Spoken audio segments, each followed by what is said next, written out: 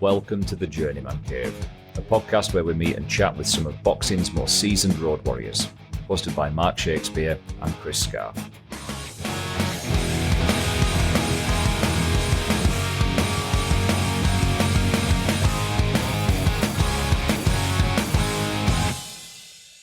Welcome back to the Journeyman Cave, everybody. This is round 47. With me, as always, is my very good friend, Mr. Mark Shakespeare, but also with us today, other good friends of ours and friends of the show, Anthony Burton and Robert Baker. How are we doing, chaps? Good, thanks. Yeah, we're out on location, aren't we? Yeah. Surprisingly not too bad after last night's session. Tell everybody where we are, Mark. We're in Bridlin tonight, mate. Here we are at the Journeyman Caravan. Second home, innit, mate, here? It is. We thought, well, we realised we'd not done an intro for this show. So we said, I surprised everybody, brought all my gear with me. So this is the morning after the night before. So a couple of hazy heads, but we're going to do this, quick chat about the episode, and then off out for a bacon sarnie and a coffee. Definitely, mate. And I definitely drunk Scarfe on at the table last night, lads. You definitely Absolutely smashed him. Who we got this week? We've got the Skimmer, mate, this week, haven't we? Yes. Sam Melville. Top guy is Sam. Brilliant. Not active at the moment, not fought for about a year or so, but as soon as we had Luke Fash on, he got in touch with me and said, I've got itchy knuckles, Mark. I want to get on this episode and get on the show. So he come over, spoke really well. And a good episode, wasn't it? Yeah, I really enjoyed talking to Sam. He speaks really well about, to say his career weren't exactly long, but he speaks really well, and, he had some good tales to tell. Yeah, and I think he might come back, at some point, I think it's a 50-50. He's got a good job, so obviously with the Skimmer's a plaster, innit? So he's always hard at work, innit? 8 o'clock in the morning, back at 5. Sometimes it's tough, innit, to be a journeyman. Last thing you'll be doing is going for a jog at 7 in the morning, then coming home and going to the gym at 6, innit? My worst nightmare. So you can understand why he's not active at the moment, but he's still got itchy knuckles, and I think he might come back. Yeah, I hope so. Well, before we go for this bacon sarnie, anything to add, Ant? His face. No, we'll leave you alone, mate. Let's go and have something to eat. Let's do it. And we've said many a time, I like the nicknames. And I seem to recall yours were one at, correct me if I'm wrong, were his one at first T-shirts we did? We did. The Skimmer. Where does that come from? So I'm a plasterer, so just come from, just that really. Simple as that. I'm a skimmer. So when I was getting my name, obviously you've got to pick a name, haven't you? So say like you get a sheet, and I thought, well, what can I be called? And everybody was saying, what about Sam the Menace Melville and all this? But it's just dead cringe, innit? So then I just thought, the Skimmer. Yeah, we were talking about it, weren't we? And then he said to me, didn't you? I said, come on then, we need a picture. And you set me up at Gingerbread Man, didn't you? Yeah, I did, yeah. T-shirt that, Yeah. It was a belt. I've still got it, Yeah, you need that If you ever come back, mate, if you ever get itchy knuckles, you've got to wear that. Definitely. Even now, sometimes I think, fucking hell, like, when I watch the shows, I think, I'd love to get in there. But I just need to sort of get, at the minute, with work and stuff, it's just relentless. So I need to, I think if you're on the road, I think you've got to sort of put the time in to sort of being on the road. Do you know what I mean? And you've got to cut back with work really a little bit. Well, see, that's the thing with your job though, isn't it, Sam?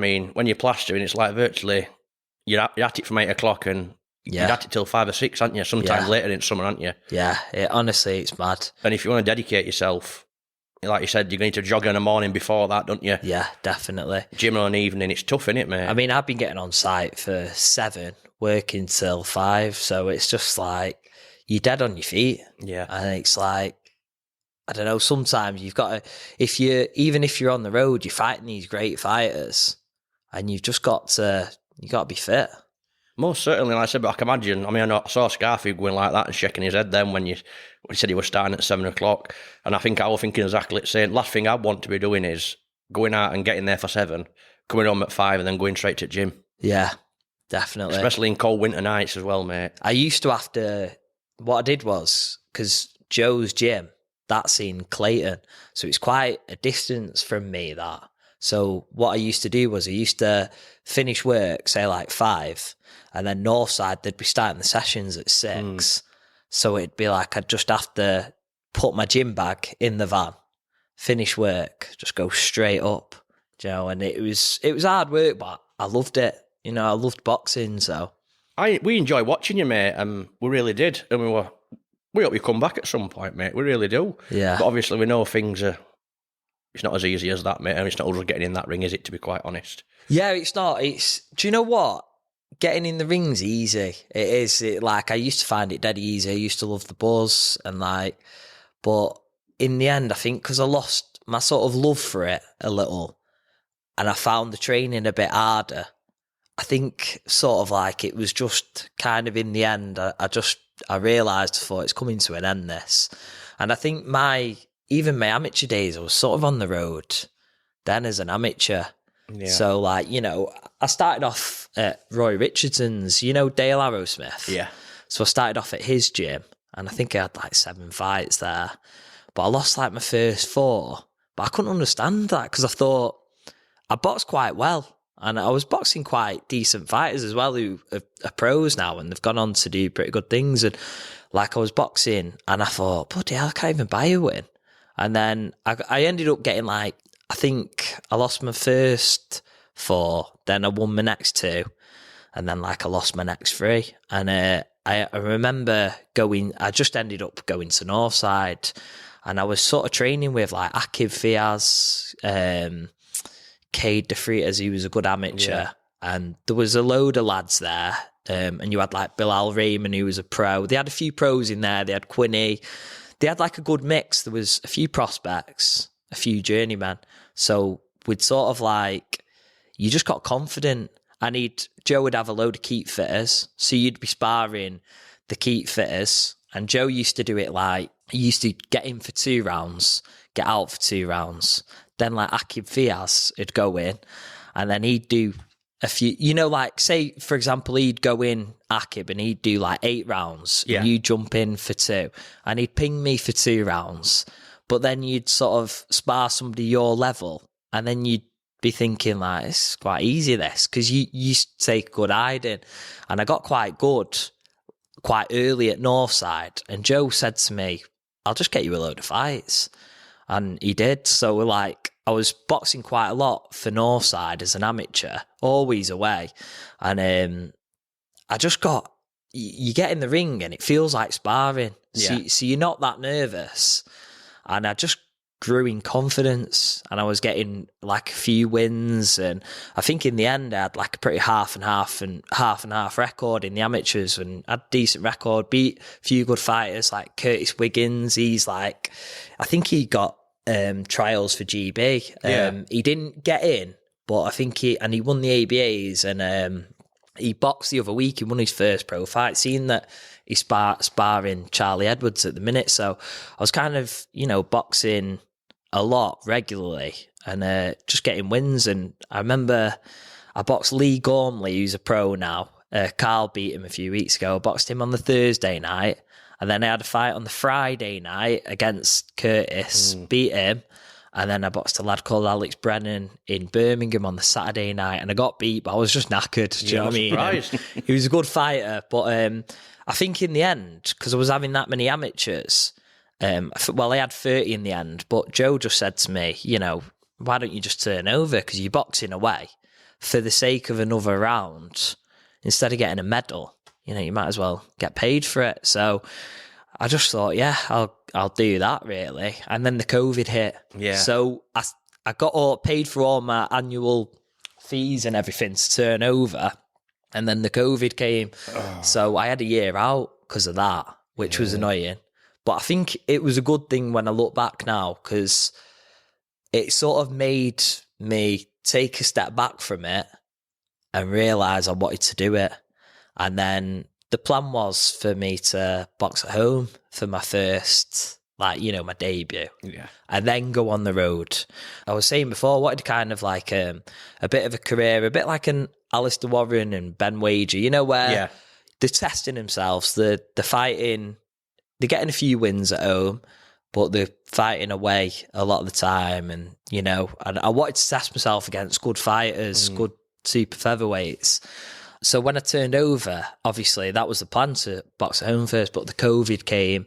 And then obviously only pros could train in the gym. Yeah. So I thought, well, I might as well just go in for my license again, because obviously by the time it had been a year, so I'd have to go in for it again. And I thought I'll go in for it again because at least I can train then. Finish work, go train, and it'll keep me sane, because obviously it was a mad time, wasn't it? Awful, wasn't it? Like you couldn't go to the gym or anything, could you? So the pros were obviously allowed to train in the gym. So we went down, and it was good at the time, Northside, because you had like Haroon Headley there, and do you know Amin Jahanzeb? I've heard of the Yeah, name. very good fighter, really good. And you had like Adam Sirkar, who's doing really well now.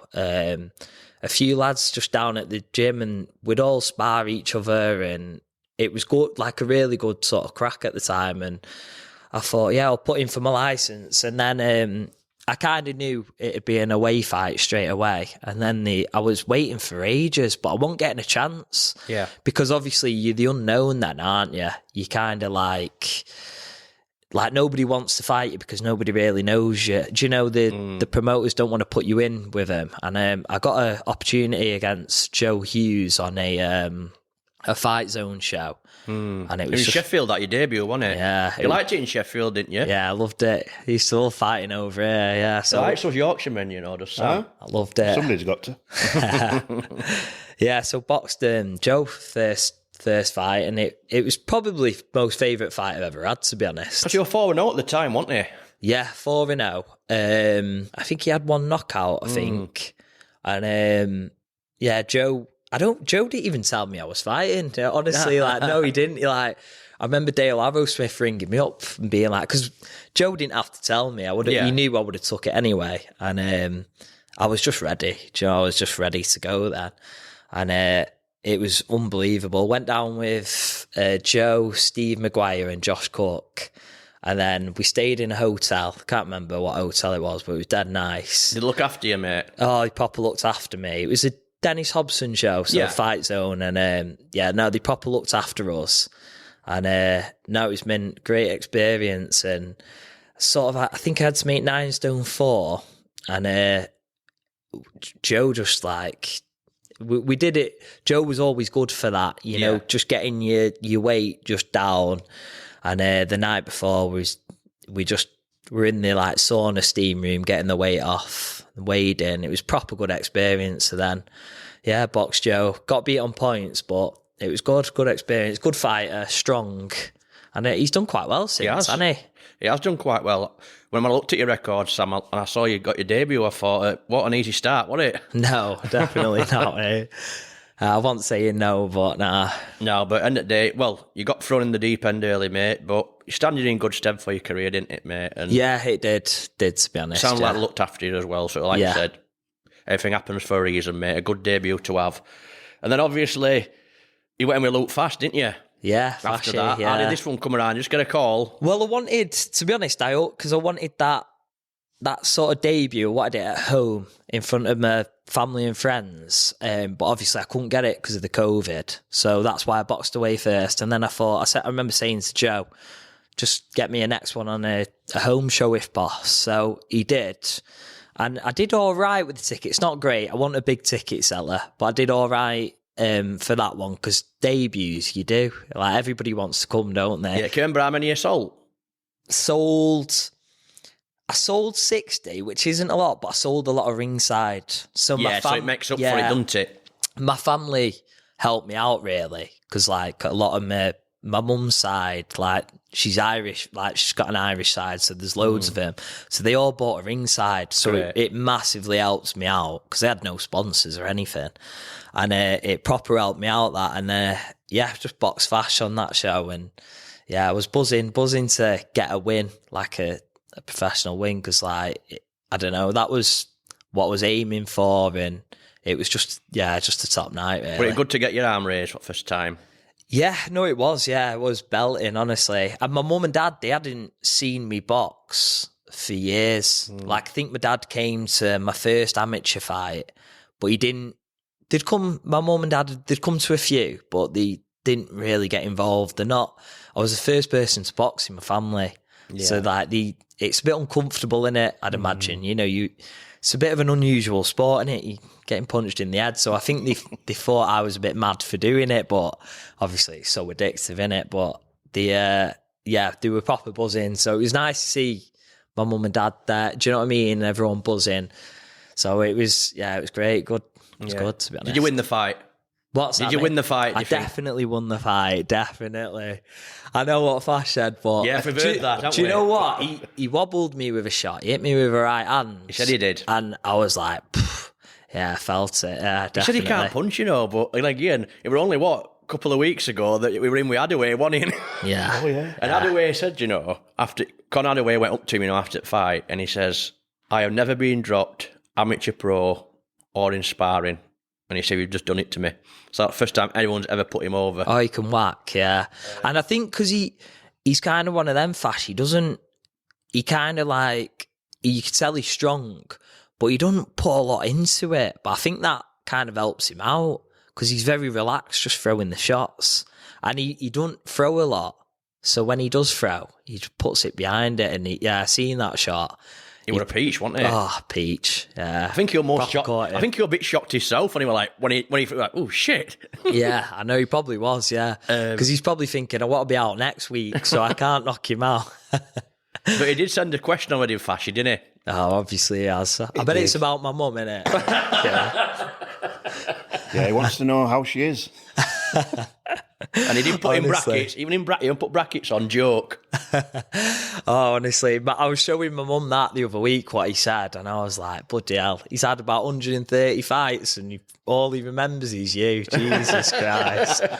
She was dead embarrassed. She was like, bloody hell. He's got a lot of good things to say about your mum as Fashy. Oh, yeah. Do you know what? I used to wait, because I wasn't a ticket seller, my mum and Nana used to have to come to the fights, because it'd just be like, you'd just scrape anything, you know what I mean? Especially when I had 3 home fights, and I'd just sort of like scrape anything at the time for him to come. And they used to come, but I used to hate it, you know, because I used to think, imagine if I get knocked out, my Nana's just there. Do you know what I mean? I think if I had got knocked out, my Nana should have come and should have jumped in the ring, my Nana. Yeah, I think my Nana would have, to be fair. Bloody hell. She would have led you on, my Nana. God bless her. But yeah, so you got off to like I said, nice win there, mate. But then after that, we're going with Bradley Exel, didn't we? Who were also 4-0 at the time. Yeah, good fighter, Bradley. Good fighter. Boxed him down. And was that Brentwood? Brentwood Centre, I think. So, yeah. He's caught me out because I ain't checked. Yeah, I think it was. Yeah, I think Essex, that sort of way. When he was a West Ham fan, and he had so many there. Bloody hell. He Big could, ticket seller. Yeah. Well, he was a nice lad. Doesn't it help so much, though? We mentioned it a few times, but it must take so much stress out. Like you just said there, to me, you said you sold 60 tickets in against Fashy. To me, that's a decent amount, but it's nowhere near enough, is it? No, it's not enough. It's not enough because the promoter wants $1,000, and then you've got to pay $1,000 for your opponent, and it's just like by the time that's like 2,000 before you even earn anything. But then your trainer needs a bit, and then obviously don't forget as well, you're paying for your annual fees. They're near enough $1,000, so it's an expensive game in the home corner. Unless you've got a load of sponsors, a load of fans. And this is what people don't realise. But obviously, Bradley, just dead popular lad, dead nice guy. And it was like, it was dirty money. I got sent in to lose. Do you know what I mean? Got sent in to lose. And I didn't want to take it because of that. I felt like I sold my soul to the devil a bit. Especially just coming off a win. Because I didn't know. I knew how the game worked, but I didn't know it was quite this brutal. Yeah. And I sort of didn't want to take it, and I had an argument with Joe. And Joe was like, Sam, it's good money. And I was getting my house repainted at the time, getting tiled and whatever. And I just thought, you know what, I'm not going to be a world champion. And I did it. But I was a bit down about doing it, but I did it. And it was a good fight, to be fair. It was a close fight. Yeah. Very close fight, really good fight. I watched that on YouTube not that long ago, and it's a good fight. Is it on YouTube, that's dropped me in the last round, though, didn't he? Yeah, the little sneak. But what I did was I threw my right hand, and I was off balance. You know, like you're supposed to keep your shape, throw it, come back. And I threw it, and I've just sort of like leaned over my front foot, and he's just kind of hit me. I think it was a left hook, and just went down. It was a flash knockdown. It was all right, but he was he had a good jab, and to be honest, he didn't. I don't think he's boxed since then. I don't think he's fought, but he was actually quite good, to be fair. He had a sharp jab, probably the best jab I've ever come up against, really.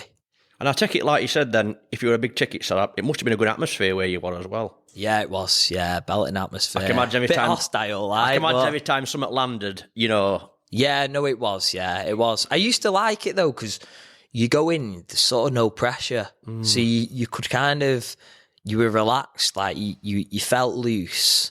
Whereas sometimes when you got a crowd there, you try and sort of, you throw a load into your shots and you're knackered because you're trying too hard. And if you tensed up, your opponent, they can see the shots coming.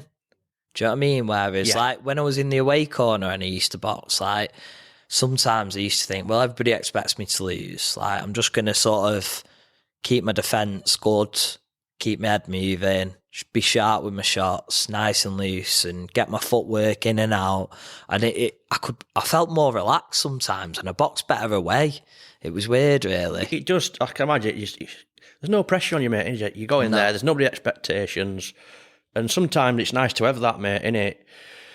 But like you said, you were 4-0 at the time, Matt not fought since, another good fight. So really, you've been in there with Joe Hughes, haven't you? And Bradley Axel in your first 3 or 4 fights. Yeah, good fighters. Yeah, experienced. So you can understand, like he says, your career is a bit like a Alistair Hughes / Wager, innit? Yeah, it is. In that kind of way. And it goes back on. I mean, then you had Colin Murphy, didn't you? Oh, mate, what a fighter. We've had a question from Colm as well. He's not asking about your mum. Oh, thank God for that. Basically, wants to know your thoughts on Belfast. Oh, what a city. Yeah, belting. That was such a good experience, that. Such a good experience, and proper nice lad. I remember weighing in, and obviously I knew he had a good amateur pedigree. I think he had like 60 amateur fights, Colin. But I swear he won like 50. Do you know, he had like a ridiculously good record. But I remember weighing in, and I remember thinking, like, looks like a geek, Colin. You know what I mean? But my God, he could fight. Like, he was a proper good fighter. Like, probably the best I boxed, to be honest. Just dead fit, not necessarily really skillful, but just very fit, relentless, wouldn't stop throwing shots. And he kind of, every time he threw his shot, he'd sort of throw a left hook to the body after, but it'd like sting. It wasn't one of them where he'd place it, he'd just sort of like just throw it out of nowhere, and it just sort of like, you knew. And he kind of, what he was doing was, I think he proper studied me in, because my first 3 fights, I boxed quite well, but I was a bit of a runner, me. I'd box and move, whereas I think he got me in 6 rounds. And for the first 3 rounds, he'd sort of feint the body, feint the jab, and like twitch it as if he was going to the head.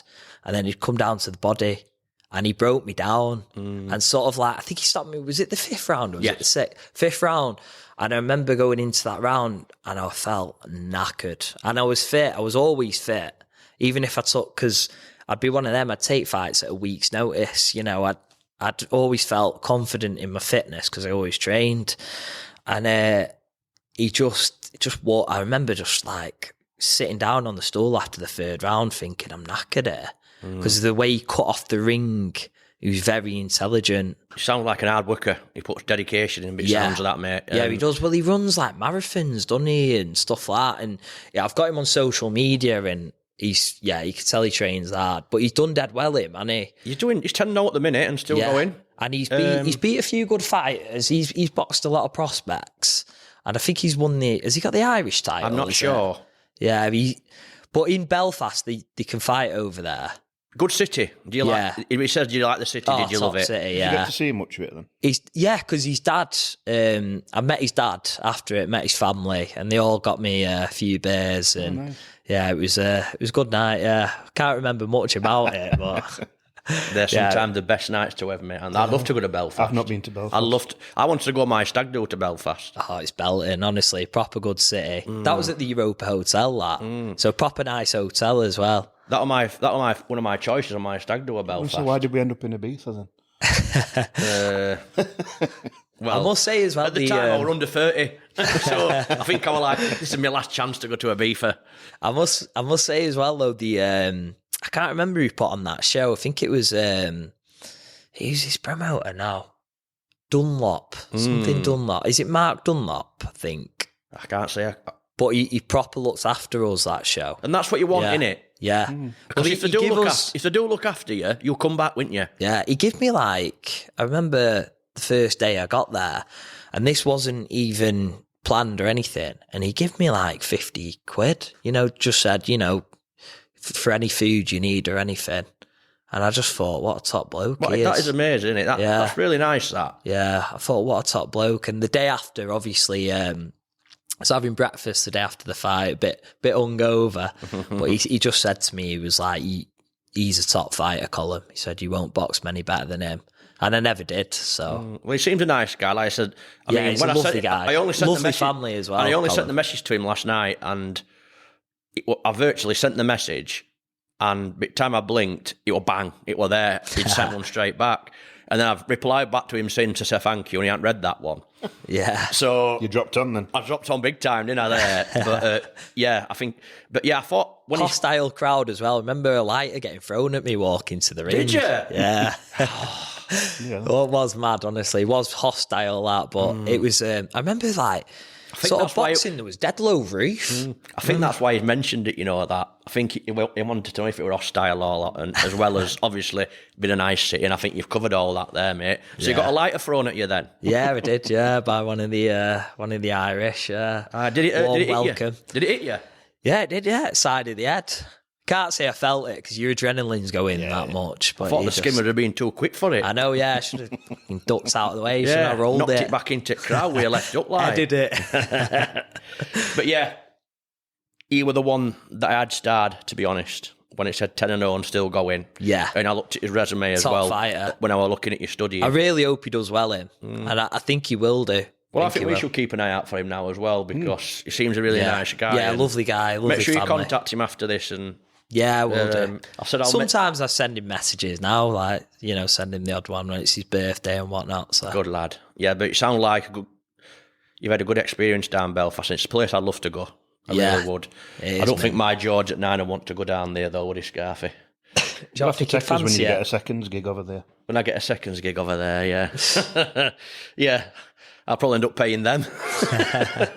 So, but anyway, after that, mate, we went back in with Fashy for a second time, winning that on points again. Well, I wanted to get a home fight in after that. I think I lost a bit of confidence. First time I've ever been stopped and dropped, to be honest. Not dropped, just stopped. And I just wanted to,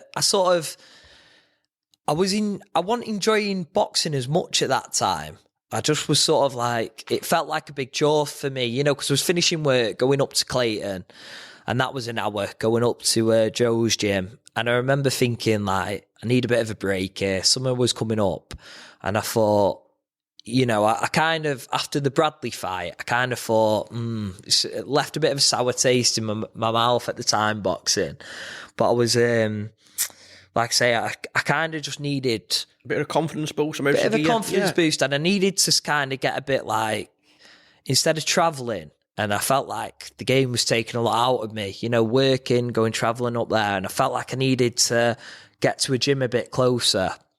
So I had a few weeks off, and then I messaged Ryan Bradley, and he just said, yeah, come and train with me. So then got in with Ryan, and he was great for me, Ryan. And he was hungry, young, and he just kind of gave me a new lease of life. Do you know what I mean? But I still wanted to box away. I wanted to box away, but he just said no. He said, let's get you in the home corner, and let's see how. I want you to get a few wins. But he didn't. I don't think he quite understood the sport too much at the time. The professional game and that. So got in with obviously Fash then and boxed him again. Did you have any pressure of selling tickets on that night? I think I did 50. But did you have tickets. to sell them? What it like? Because he put you in home corner. Were you still under pressure to sell or not? I had to sell them that night. And then I think City were playing Liverpool in the Community Shield, and that was quite a blow for me because all my mates are City fans, and obviously with City playing Liverpool in the Community Shield, that was a bit like it kind of, I only sold I think it was 48 tickets or something like that, but nobody bought a ringside. So I had to pay an extra 300. I had to pay 300 to box that night. And because like I say, I had no sponsors. And I remember I was quite fuming with Ryan because he said to me, I've sold 20 tickets for you. And then on the day when we were going down to the weigh-in, he said, I've only sold 6. So I remember just thinking, I was fuming. That's a big drop in it. It was a big drop, mate, yeah. And I was fuming at the time. He was a good guy, you know what I mean? But I was fuming, and at least he sold the 6 for me, you know what I mean? It seemed like he had your best interests as Sam he as did, well. Yeah, no, and he really did. wanted you to do well. Yeah, he did. And I'm buzzing for him because he's getting a bit of a stable now. And he deserves that. And he's got Shinny there as well. Shinny's a good guy. Can we talk about Shinny for a minute? Oh, yeah, of course. Can always talk about Shinny. Is he a character or what? Oh, he's brilliant. Because he got a lot of... I mean, he's had a lot of publicity the last few weeks, hasn't he? And when he went for the British title, and I think didn't he get disowned in his own country for doing that or something? There was something really bad about it, you know. That I'm sure there was. Was it? Yeah. I'm sure when I was younger, there was something about that, and it's just come out again now. And I think he's just released it in Boxing News last week. Oh, really? So keep an eye out for that. Yeah. What was that for? Boxing for the British title? Something like that, yeah. It come out. I'm not sure if it's a British, but he boxed for something, and I don't think his own country were very happy about it. Yeah, God, mad that. Yeah. Because he was a top fighter, him. Yeah, definitely. He were around when we used to, I keep mentioning this a few times, when we used to go out on a Saturdays, Shinny used to be around that time on a Saturday nights, on Saturday Fight Night on Sky Sports. Yeah. You know what I mean? And well, I think he beat Sexton, didn't he? But they give it a draw, didn't they? But Sexton was like the Sky Sports fighter. He was the home fighter. And Shinny, even though he was already the champion or something like that, went and boxed him, obviously in his neck of the woods. And I think they robbed him, really. Do you still see much of Shinny? No, I've not seen him for a while. I've not seen him for about a year. But I always say, I'll message him, and I always say I'll go down to the gym, but I've just not been down yet. But I need to get down. I'm sure you will do in time, mate. And, yeah, definitely. When you do, pass your best on from us as well. I will do, mate. And obviously, you went in with another legend. Well, not a legend. You're one of my legends because he's an away fighter. You went in with John Spencer, didn't you? Yeah. Tough as old boots. He was, mate. Yeah, that was a good fight. That I didn't feel like I boxed well that fight though. I just very much because I boxed well against Fash in the fight before, but then I I was just tensed up and I was just trying to hit him too hard, and I think he could just see the shots coming from a mile. And I just didn't feel like I boxed great. Defo thought I beat him, and obviously I got the win, but just didn't feel like I boxed great that night. And sometimes, I'm the biggest critic, mate. I've watched that fight back on YouTube, and I think, I'm boxing terrible there. But I sold. Well, I didn't do well on that either. I sold 50 tickets. But I didn't have to pay to fight that night. But I just about, I didn't make anything or anything like that. And I couldn't pay Ryan, which was a shame. Because obviously it'd be nice to throw him a bit of money, you know what I mean? And I kind of knew going into that fight that I belonged in the away corner. I realised how hard it was then. Because, again, I got let down by a lot of people, which is fine. That just happens. But then a lot of, people would say they'd come, but then they wouldn't come. And then you'd message them, and then they'd just ghost your message, won't reply. And I remember just thinking, the week of the fight, I remember sort of thinking, I don't know if I'll be fighting. Kind of going in with that mentality, I'll be lucky to even box here, because I've not done well on the tickets. There was big pressure. And anyway, give the ticket money and everything to Gary Beeve, whose show I was on. He was fuming with me. Joe was fuming. And you just feel like you've let him down. You know what I mean? But it's so hard. It's the hardest thing a boxer can do is sell them tickets. And it's tough as well, because the last thing as well that you and me doing is when you are in the home corner, is rushing round to people's house on a night before the fight and dropping tickets off.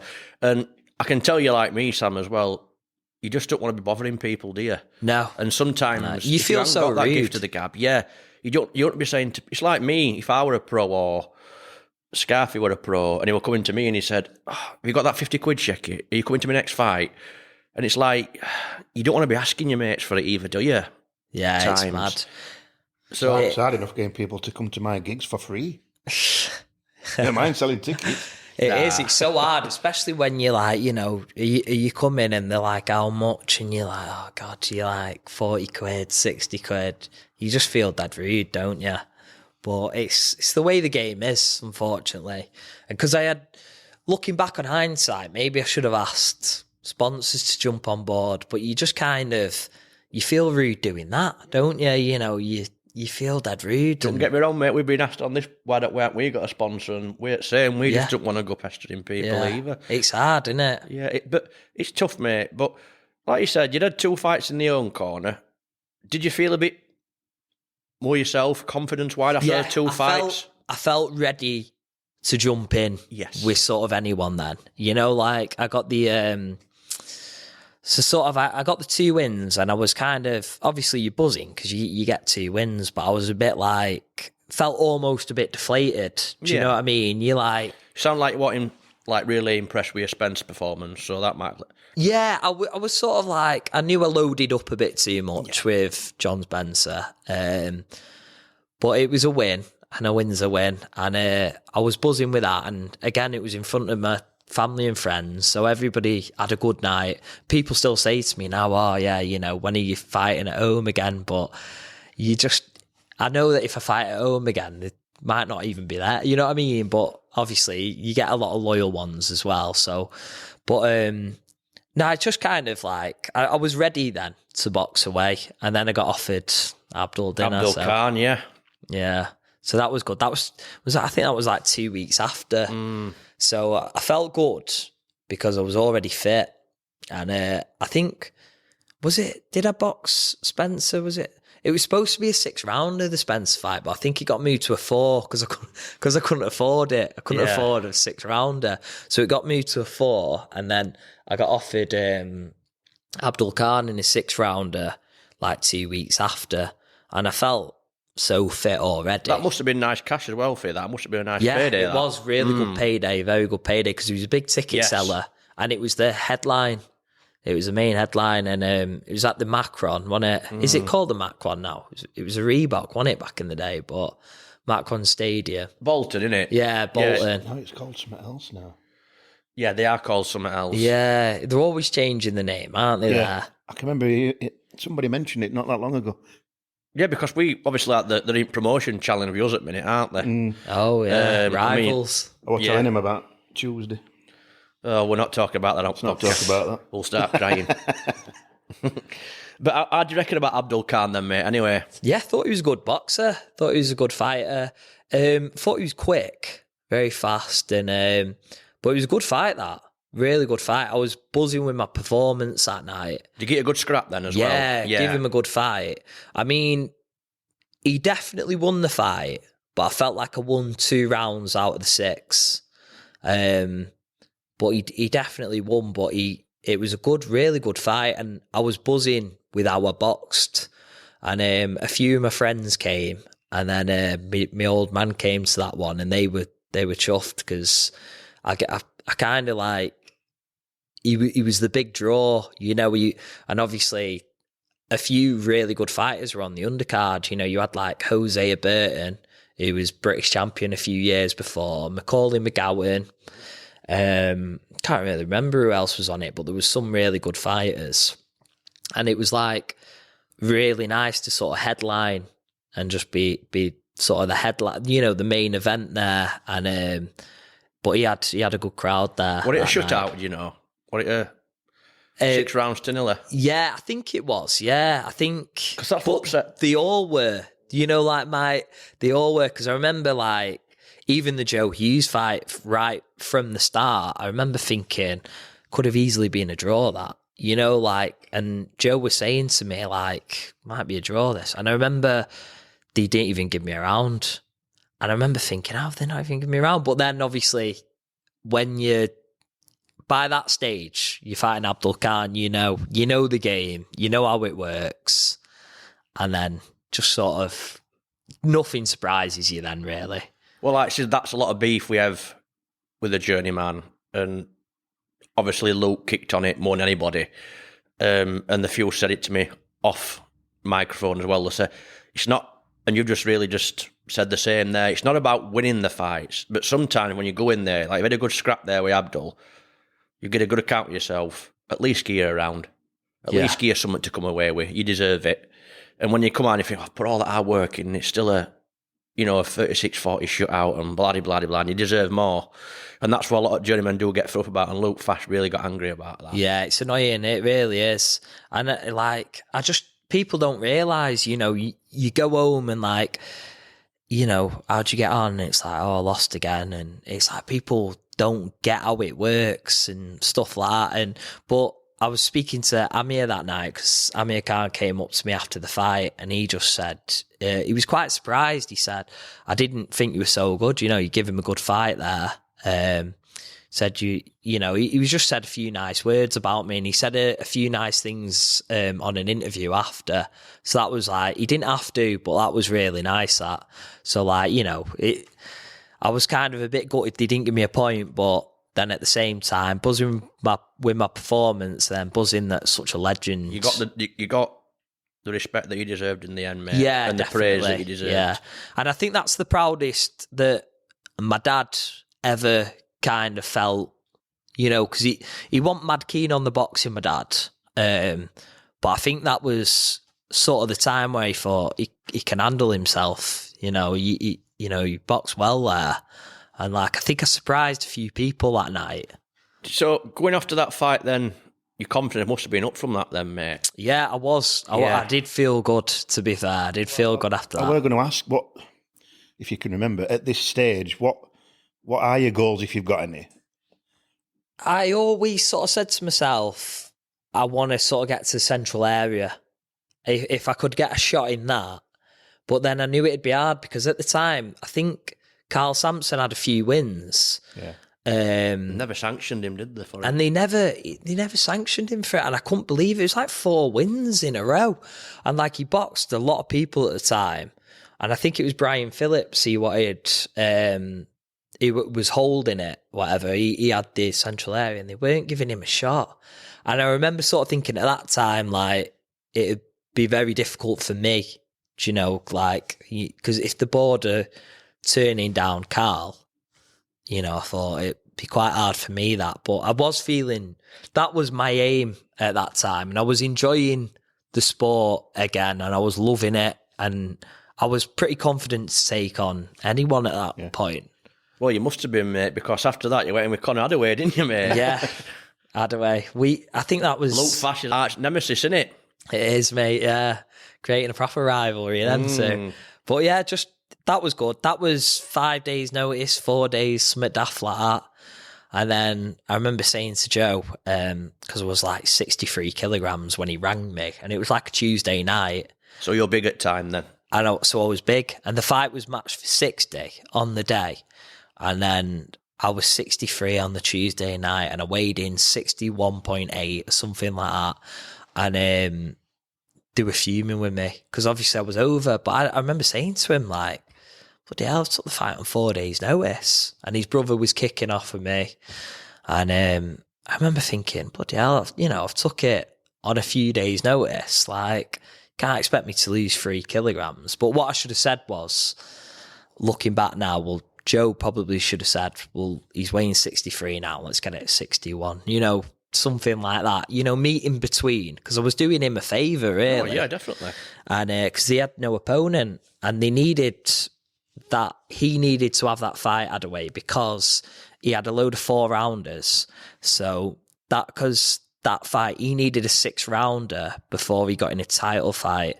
And that was November. And he's title fight was against Frimpong in February. So looking back now, I didn't know this going down there at the time, but when I got there and weighed in, they needed to box to get the 6 rounds out so they could fight for the Southern Area title, I think it was. So really at the time, I could have said to him, like, well, I'll just go home, but I didn't have the bollocks to say it, you know what I mean? I wanted to box as well because we travelled down, so I think I had to give him like a bit of money and then took a bit of a cut, but then boxed him and had a belting fight with Adaway, to be fair. Yeah, he likes a scrap, doesn't he, like yourself? So I can imagine it won't dull. Yeah, he loves it. And he's a bit quite similar to me. He throws a lot of shots. He don't really hit busy, hard. isn't He's busy. And we had a really good fight. To be honest, I felt like I won. To be honest, felt like I beat him. But he is a good boxer. He's skillful. And I've got a lot of respect for him. After the fight, he said I was his best opponent he boxed, up to that stage. And he just said, you surprised me there. So he was quite a nice lad after. Well, he was a nice lad before, but we had a good chat after. And that was a good night. Nice to box at York Hall as well. Do you enjoy it? I always ask him, do you like it or not? Yeah, great experience, York Hall. I think, watch sort of growing up, you watch a lot of... You're watching the fights back in the day, and there was a lot at York Hall. So I think you always think it'd be nice to box there. And then some of the people that box there, you've had like Groves and De Gale, people that box there, haven't you? So From Sam Melville. Yeah. So it was nice. Yeah, nice to box there, to be honest. Nice to get out there. Yeah, but like I said, it's to be interesting to see how Connor gets on. I say he just stopped Luke, can't he? Yeah. That were a war as well, so that's one thing for Connor. He's not going to be any dull fights. No, he won't, to be honest. And I hope he does well. I always hope my former opponents do well, really. Well, I hope he does well, because even though Chris got a bit angry with you, I do like to contact Chris from time to time, because you're a good journeyman himself. Yeah, he was. Yeah, I had a good career, Chris. It sounds like another good name on your record, Sam. Yeah, it was. To be honest. Yeah, I think, was he 6-0 when I boxed him? Yeah, so I wasn't taking. When I look back now, I never took any debutants on. I never. There was some taste. When you look at him, and they were all 6-rounders as well. I think when I look back now, Mark, I think I wish I took more 4-rounders on, and but at the time I was sort of happy to sort of have a week off, then train for another 6-rounder and go again. But when I look back now, I should have been a bit more active, but just took 4-rounders. And I think the 6-rounders, they take an awful lot out of you.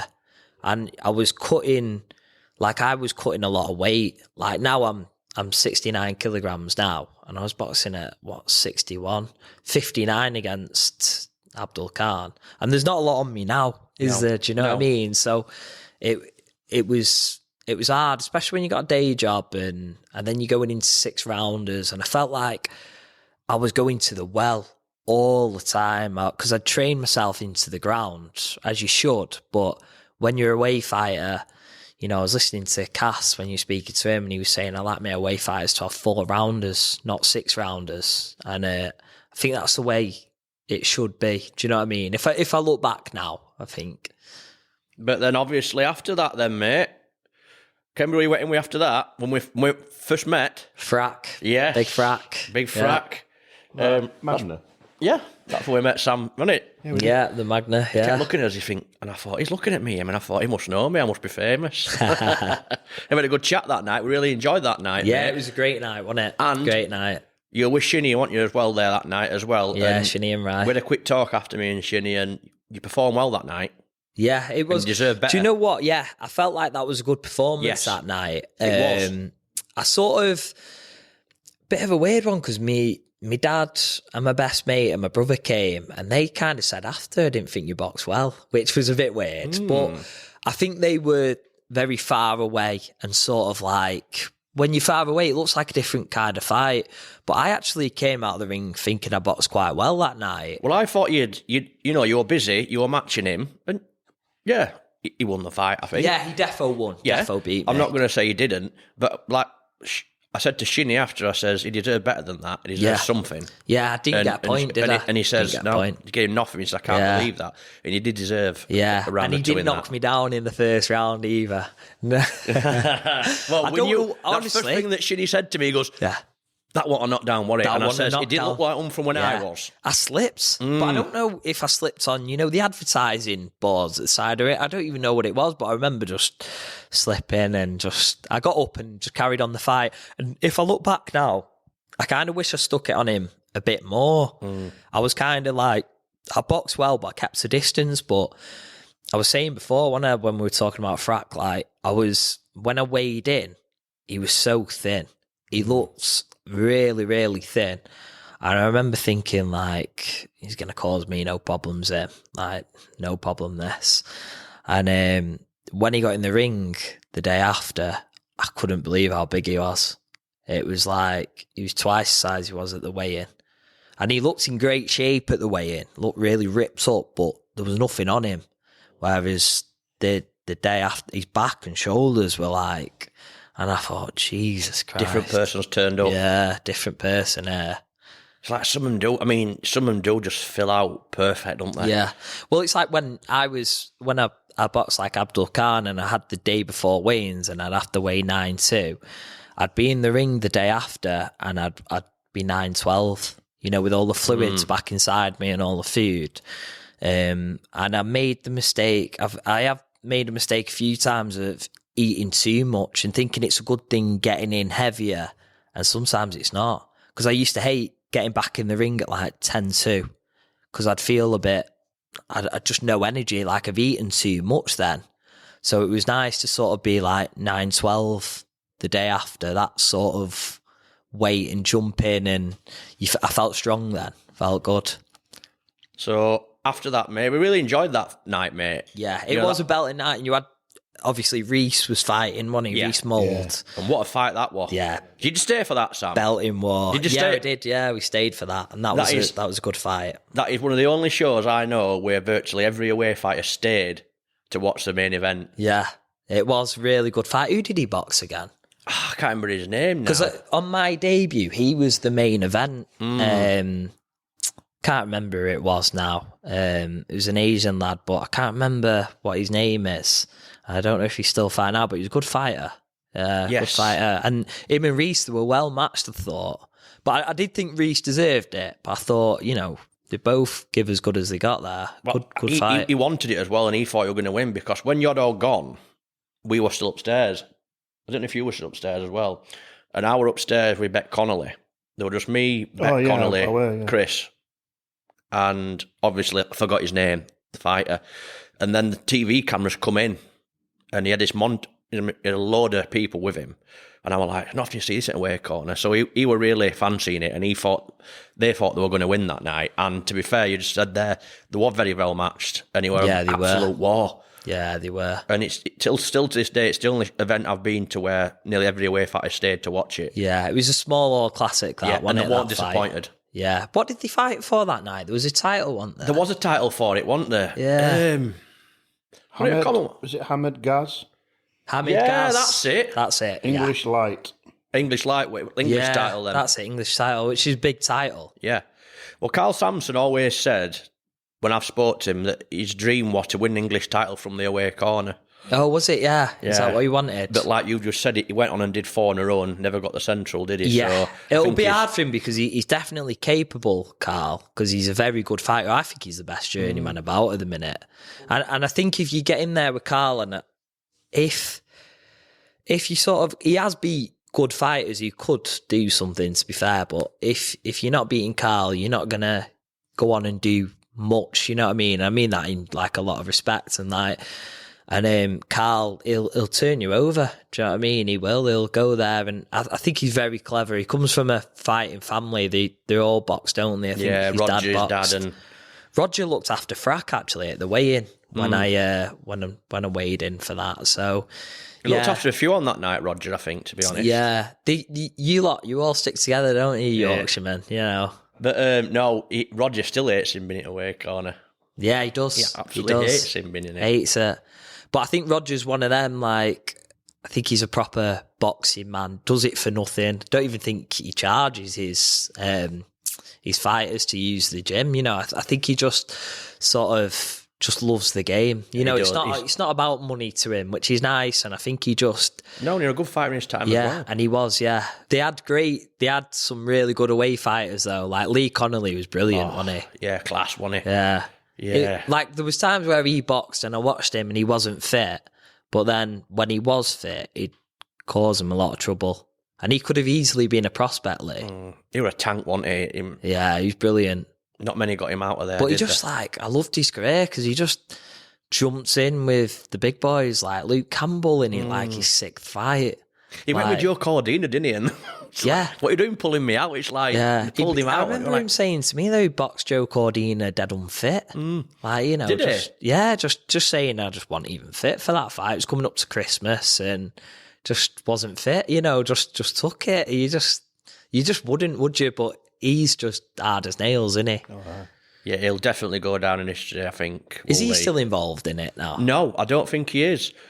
That's a shame, isn't it? Because he's got a lot of experience. He'd be very good in the corner, Lee. I think he's got a nice job on building sites but to be good to see him. You never know, he might come back to manage him. You never know. I'm sure Roger would welcome him with open arms in the future if he wanted to. Definitely, yeah. But I know he was finding it tough when he had finished because when you are like Lee, you're in there week in, week out.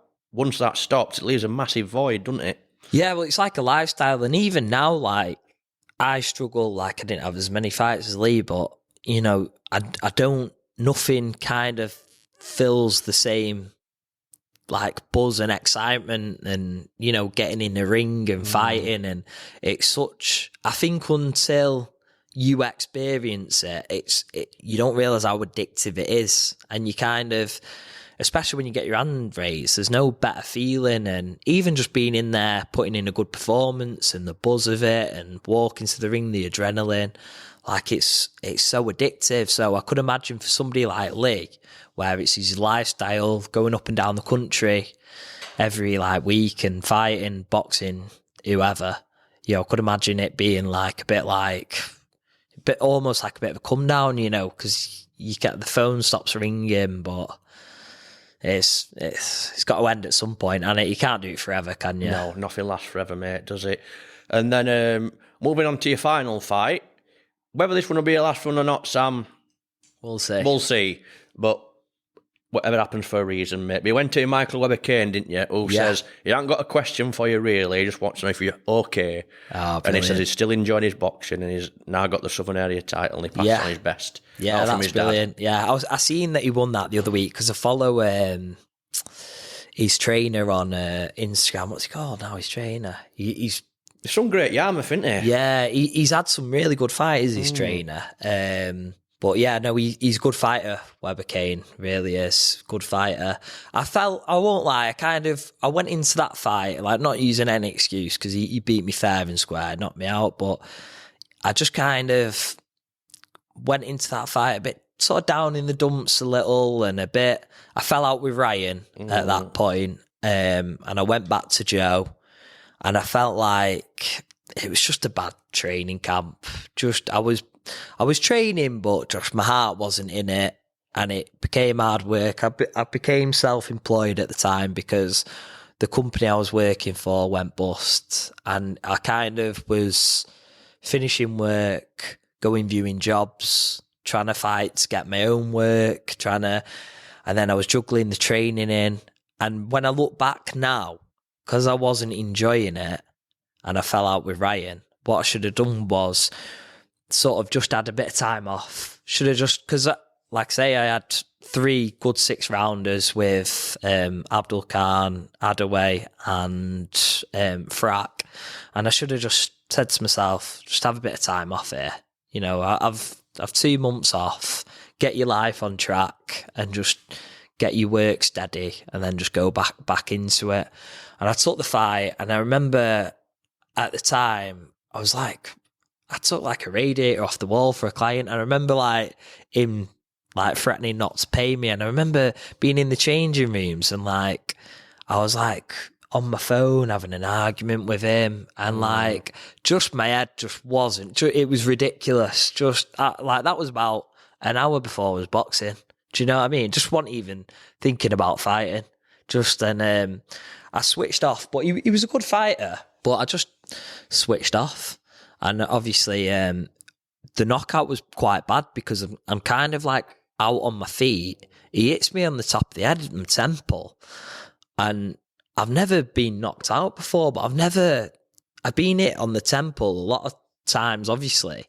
But he just knocked me out on my feet. And then the second punch, it broke my orbital bone. So I broke the orbital bone in my eye in 2 places. And it was I remember just waking up, paramedics around me. And it was like, you just feel like a dickhead. You're just like, oh, wow. Because I thought I boxed quite well against him. And when I watch it back, I'm always quite happy with my performance against him. And I thought I was boxing well. But he was dead strong. And he kind of knew when to cut off the ring. He was a good pro fighter because he wasn't busy, but he wouldn't waste shots. So he was a good fighter. That sounds like it sounded a good fighter. Like all the Mecky's not wasting. Yeah, a good fighter. And I seen who did he box for that title the other week? I don't know because he stopped him. But I didn't think he was like really weird because I never thought he was the hardest puncher. When I was in there with him, I didn't think he punched hard, and he didn't have a knockout on his record, but he just caught me with a peach. Well, I remember. Obviously, I would look for the results. I remember messaging you the day after to see if you were all right, and you sent me a voicemail. Oh, mate, he caught me. Yeah. I just switched off.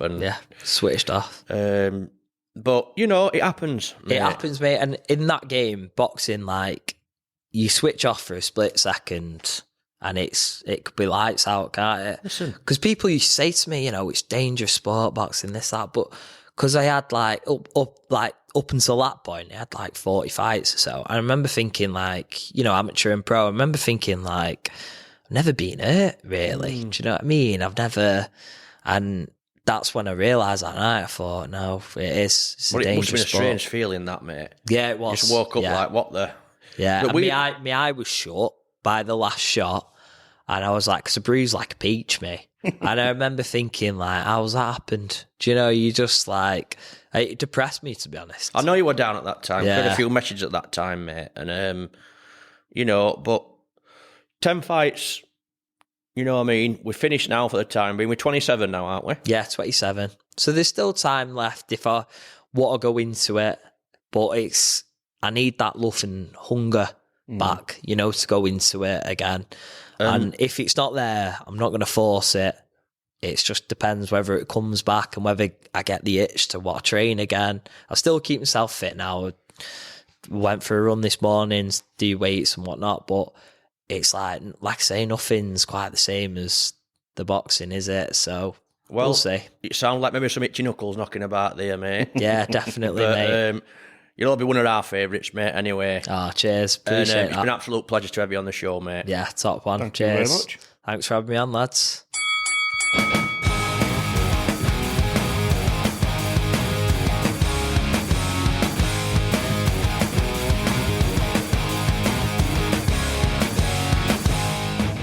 The Journeyman Cave is produced by James Proud. Music by Ryan Carrier. Special thanks to Rhythm Inc. Studios for hosting. All views expressed are of the guests only. The Journeyman Cave and host bear no responsibility for any opinions given. Follow us on Facebook, Instagram and Twitter at The Journeyman Cave. We're going towards 50 now, aren't I? Yeah. So we're doing something all right. Yeah, you're doing all right, mate. I'm at 50-year-old then. Like, I feel like it. That looks like it. I know, you cheeky bastard.